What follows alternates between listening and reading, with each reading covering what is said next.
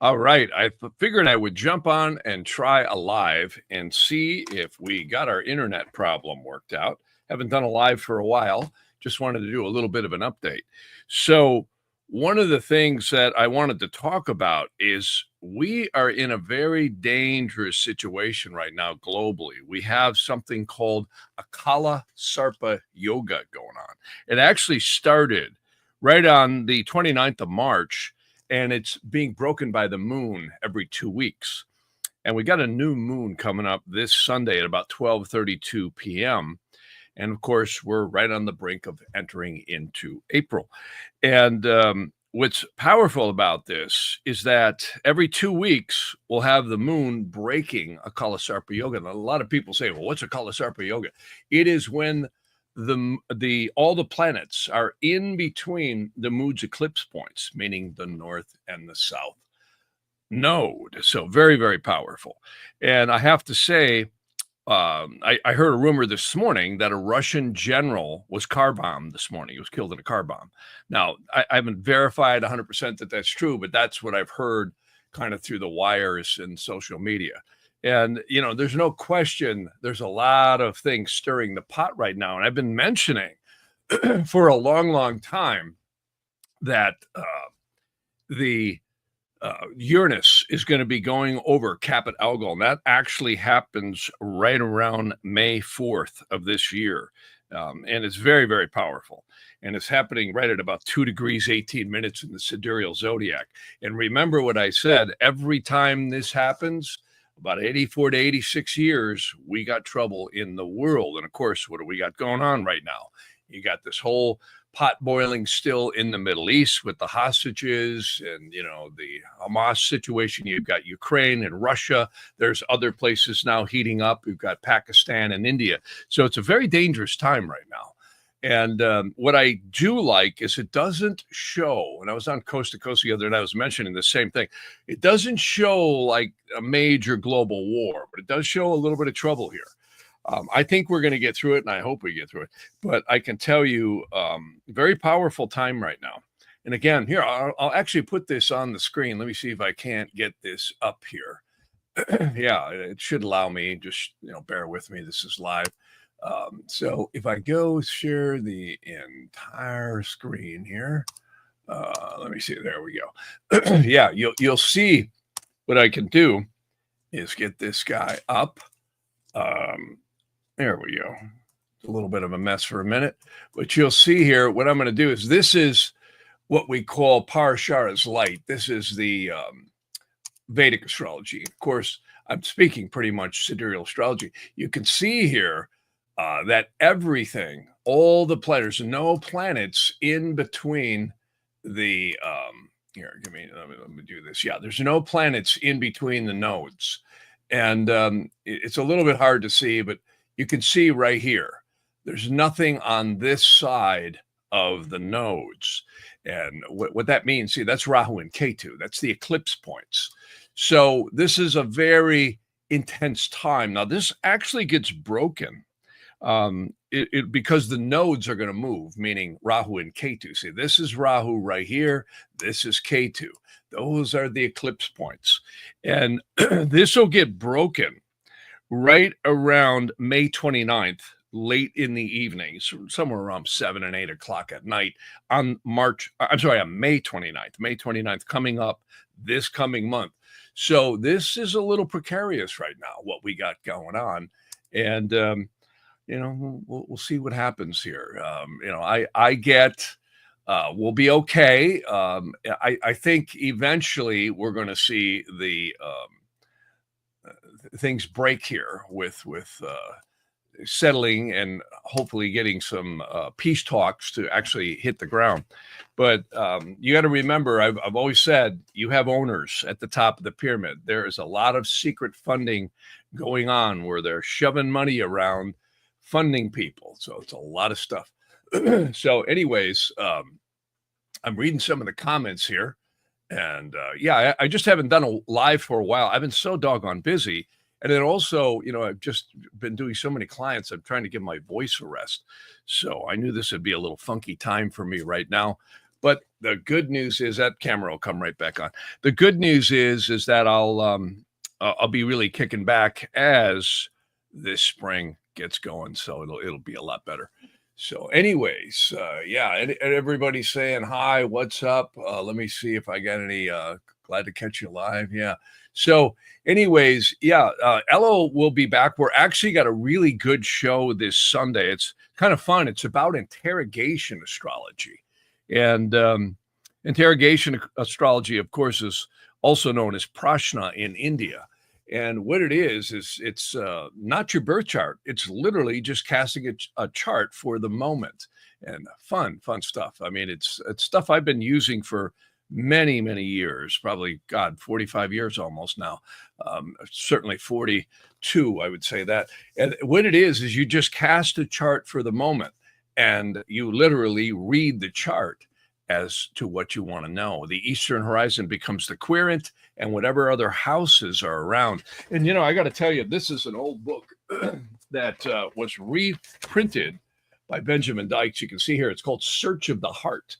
And I've got a lot of different books similar to this, where it goes all the way back to like 300 BC. We have documents that show astrologers were literally just reading charts for the moment when someone would come and visit them, the king or the general or some person would come in from the town and want to know about a certain issue. I think one of the most interesting things was medical astrology. So really cool stuff. And we'll be talking about that this Sunday. So anyways, we got somebody on here from London too. So yeah, it looks like to me, again, we want to be a little bit, concerned here until the latter part of May, because again, we're in this Kalisarpa yoga. So I'm going to keep this one extremely short today because I have a client here coming in pretty soon. But it was fun to just jump on here for a minute. I'm going to keep this real brief because I have to be off here pretty soon. So I'm just reading the comments here. And the good news is it seems like my audio is working. Wow, we got somebody else on here from France, which is great. And so, yeah, I just got a text from Ella. She's actually listening. She says all is going well on the live. So that's good. At least we have the audio not chopping up anymore. So if anybody has a couple of questions they want to bring through on the chat, I can answer those if I can. And we can take it from there. I'm actually watching the chat feed right here. In fact, I got another monitor over here I can play on. But yeah, the biggest thing, Vedic astrology is, using the sidereal zodiac. And again, the sidereal zodiac is the outer layer, if you will, from the tropical. And a lot of astrologers have a problem between the two zodiacs. Some people say only the tropical's accurate, and others say, oh no, only the sidereal's accurate. And I find that they're layered. They're really powerful. Someone just sent through here, said, don't forget to let us know how to get in contact with you.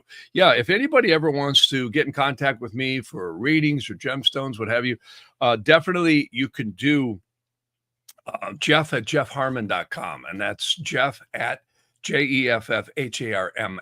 Don't put ON, you won't get through.com. And yeah, we'll get right back to you.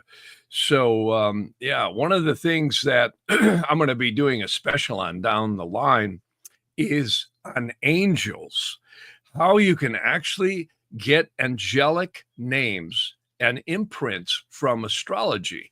And this gets really into some cool stuff. And I put these on gemstones. In fact, let me see if I can fire that up here. Maybe I have a clip here I can play. Yeah, I think I do. It's right about in here. You see, what I do is I have gemstones that I set at certain astrological times. And what I do is I put the angel, this is the guardian angel from the birth chart. These are the 7 inner planets. You can actually see it's kind of going by fast here. But all of that Aramaic or Hebrew, if you will, is the inner 7 planets followed by the last 2 letters, which is Aleph Lamed, which means El. See, in all the biblical texts in the West, El always means of God or of divinity. So these are all different pendants that I do. And I want to do a special on that because it's really fascinating how this is done. When a person is born, what you do is you take the eastern horizon. See, that's where spirit concretizes, meaning that wherever we are, a lot of skeptics of astrology, I know I was one of them many years ago, would say, well, how can everybody's birth chart be so different? Well, if you're born at a different latitude and longitude, it really affects the eastern horizon's position. Of course, you need to move it somewhat great distances to vary it a lot. But very interesting because the eastern horizon is where spirit gets tied into the body. Well, that's how this angel is derived. And I'm going to do a special on that, which is really going to be fun. And what we'll do is we'll go through how they literally say the entire world is a reality machine. And the ancients said this, and it's really, really fascinating. So now I'm getting a lot of comments here coming through. So someone says, it says the person's asking, yes, how come the birth chart is not part of the interrogation? Well, it can be. And that's a good question because there's a lot of methods in astrology. See, interrogation, horary, prashna, they're all the same words. And I often find if you have the birth chart, it's a cool thing to compare the interrogation to. Because here's an example. Oftentimes I'll get people asking about relationships. I'll often find that the interrogation chart cast at the moment usually will be the seventh house of the person's birth chart. In other words, the eastern horizon will be their seventh house. If they're asking about career, oftentimes you'll see that the eastern horizon is their 10th house, or the lord of the ascendant of the interrogation is in their 10th house. See, so there's always connections. In fact, there's really interesting connections in your birth chart to your parents. You'll usually find the ascendant, the sun, or the moon will line up in the parent's birth chart in some way. Very interesting stuff. So, yeah, I'm getting a lot of comments here coming through. So anyways, yeah, a lot of questions here, but that's a good one on the interrogation. And clearly, it's a very mysterious thing how it proves that life is literally, or our consciousness is an interactive consciousness with the heavens, especially when we're very emotional about it. And I always thought about how incredible that is. I've had people sitting on the other side of the world and ask specific questions. And I'll cast the chart, and the outcome usually is always exactly as the chart says. The only time it's wrong is if I read it wrong, and I do my best not to do that. It takes a lot of skill sometimes because some of these questions are really, really complex. So, yeah, I've got another person here. Says he's been studying astrology since the 1990s. That's good.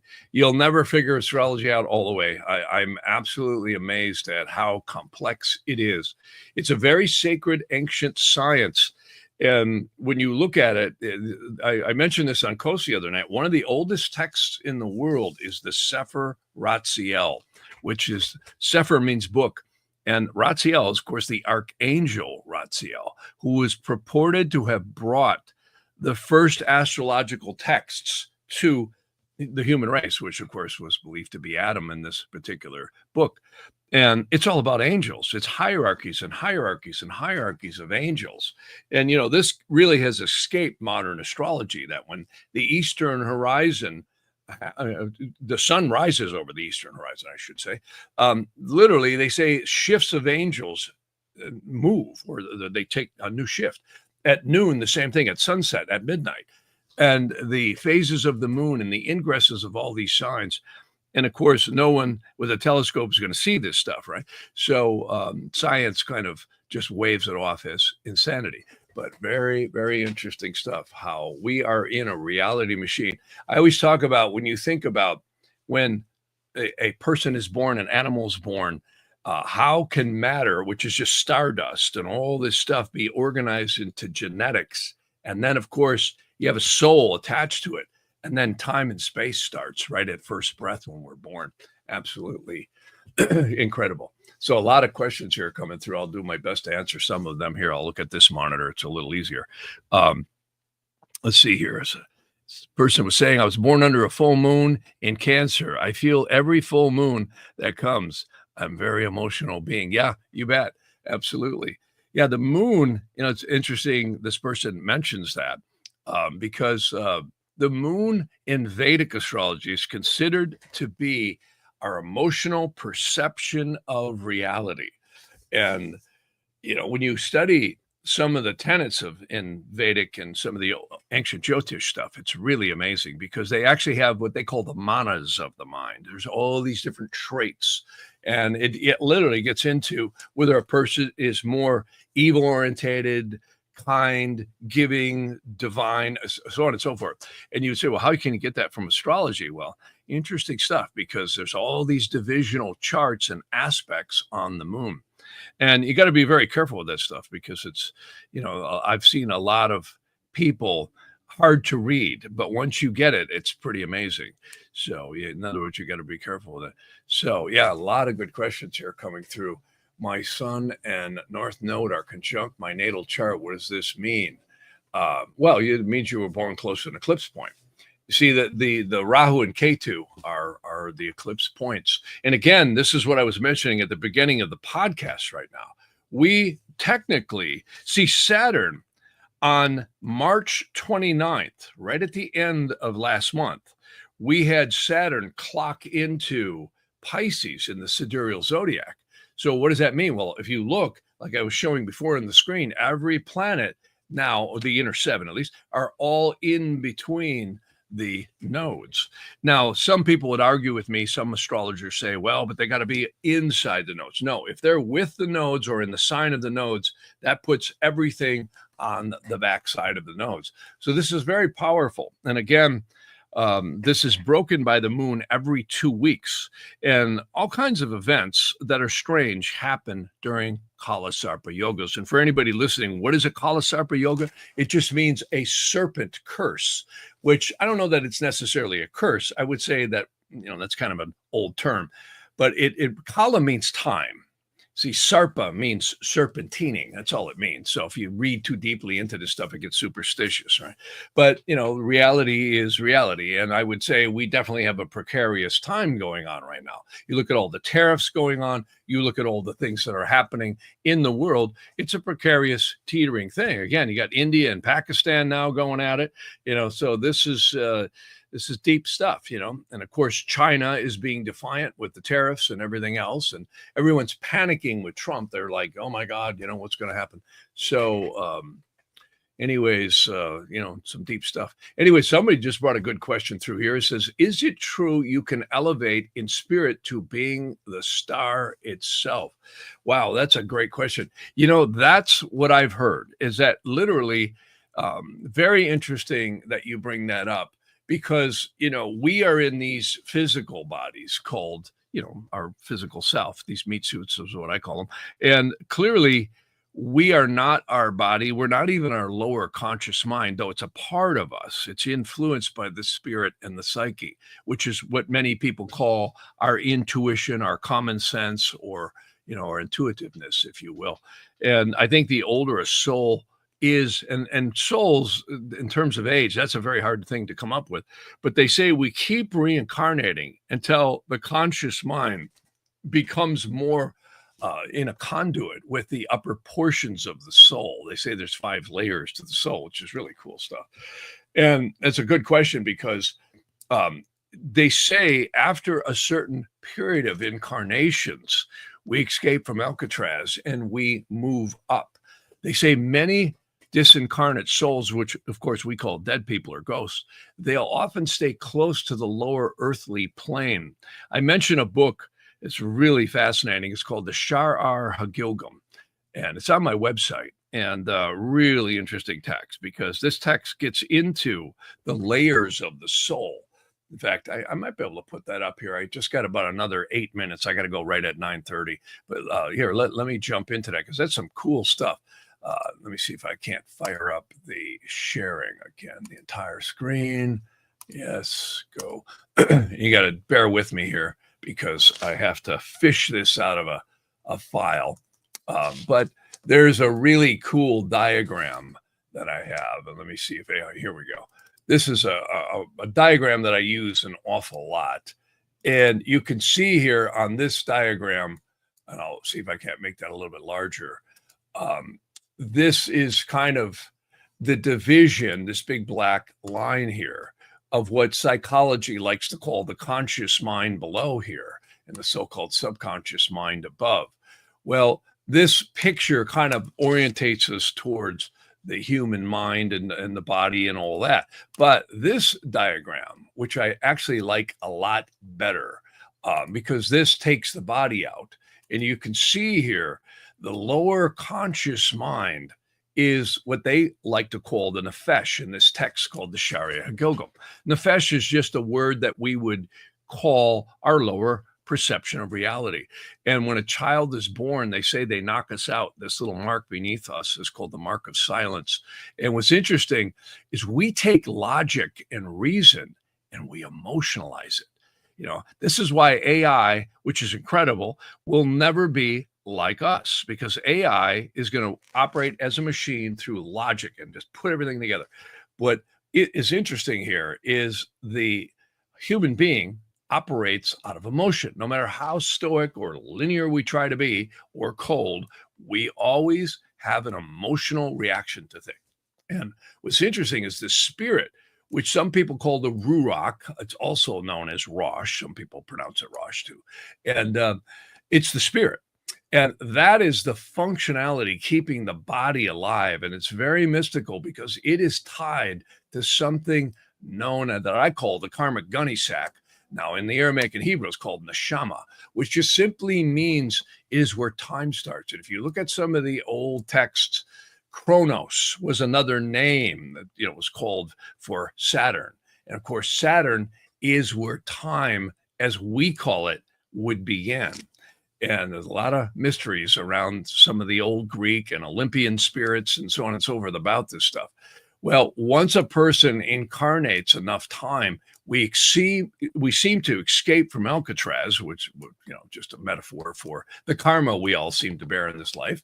And this wisdom of the soul, which is also called the Haya, which, and it's pronounced different ways, but it's the wisdom of the soul where we take, you can probably see here just a little bit, where we take the collective incarnations. Let's see if I can get this to expand now. It won't, but where the collective incarnations are remembered.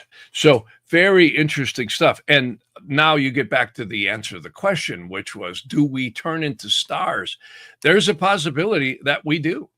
I've heard that even, we hear the texts in like the book of Enoch, where Enoch was actually taken by God and became at the head of the tree of life, and maybe Archangel Metatron.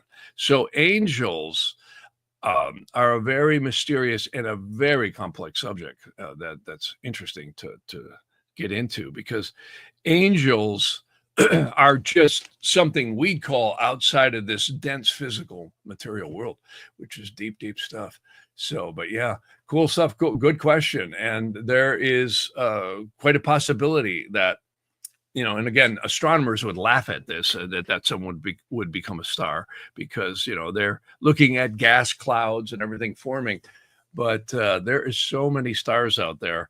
And I always keep a foot in the astronomical community, because really my opinion is astrology is astronomy, and it got called astrology, but many of your ancient texts are called the books of astronomy, and you open them up thinking you're going to find all this geometry and etc. about astronomy, when you're really reading what we would call today as astrology, and they would look at the juxtapositions of all the planets in astronomy. They were kind of one and the same. And one of my favorite books is Guido Bonatti on the book of astronomy. It's quite profound. It's an amazing book. I've got the 2 leather bounds. They're really pretty amazing and fun stuff. So I can't stay too much longer here. I've got a really tight schedule today, but some really good questions here. Any news on our UK government? Well, that's an interesting thing. The only thing I can tell you is astrologically, someone's apparently coming in from Europe here.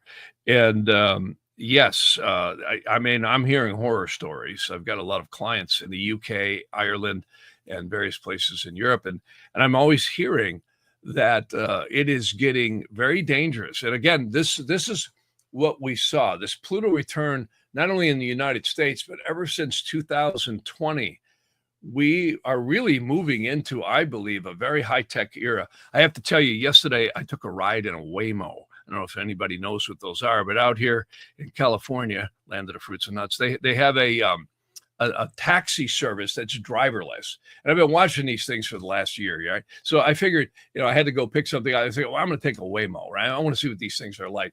It's amazing. You go on the app. This is a driverless car. The dexterity that thing had is eerie. I mean, it was really amazing to watch it drive. And, I've been mentioning ever since 2020 forward, we had that what we call a mutation conjunction. The Saturn-Jupiter conjunction was on the winter solstice of 2020. And even though we've had dystopia coming in trying to destroy the Western world, we are on a high-tech, ascension. But to answer this person's question, literally, I think we've got the demonic forces trying to implement a new one world order. And, I kind of joke around that I think the empire is going to try and strike back here coming up this next month. The reason why is this whole thing with the current administration that came in, Trump and everything that's happening, really threw a wrench, sealing up the border, trying to do the trade negotiations and the tariffs, which everyone's really afraid of. I mentioned on a previous podcast, I think this is going to spill out to be exceedingly positive for the United States and the Western world in general. The problem we got, and what triggered all this, is the person from UK asking any news on the UK government. King Charles sounded more like he was praising Muhammad than anything else on his Easter, podcast or whatever he was doing, or his talk on Easter. I didn't see it, but I heard about it. And there's clearly an attempt to destroy the Western world. Their idea was to destroy 3/4 of the human race, in my opinion, and knock us all off and put AI and a bunch of subordinates in there to do their work, which didn't go too well for them. It kind of backfired. But don't think they've gone away. Trust me. And if the astrology is right, between now and the end of March is a very dangerous time, because we are in what I would call that Kalisarpa yoga, which just, again, Kala is time. And which also I might mention, I've been working on something that I'm going to talk about more this Sunday. It is called the Kala chakra dosha. Well, very rarely known in the West by most astrologers. It's a very complex dosha. And wow, is it cool. And on this note, it shows that the United States is really going to turn a page here by the end of this year. That I think what is happening now, the high prices and everything, are actually going to turn around for us and start to come down, and inflation will come down. It looks like these tariffs are really going to turn things around. And there's literally trillions pouring into the United States. So this is like turning a ship. It takes a long time to have it turn around. So it's a lot. So, but I get, ultimately it's going to be positive. So I have to get running here because it is 9:30, and I hate to, end the stream here, but I would say definitely check us out this Sunday. I don't have the time we're going to put it up, but it's going to be a pre-recorded, and it'll be a lot of fun. So, we have a good guest on too. It's about interrogation astrology and its usages, as well as how you can even apply it to business. Pretty amazing stuff. So thanks everybody for coming on. I'm really, glad that many people joined. And again, I'll try and do more lives. I've just been really tied up here with clients and so on and so forth. And again, I'm trying to get my internet working better so we can do more of these. So thanks again for joining me, and I'll see you guys Sunday.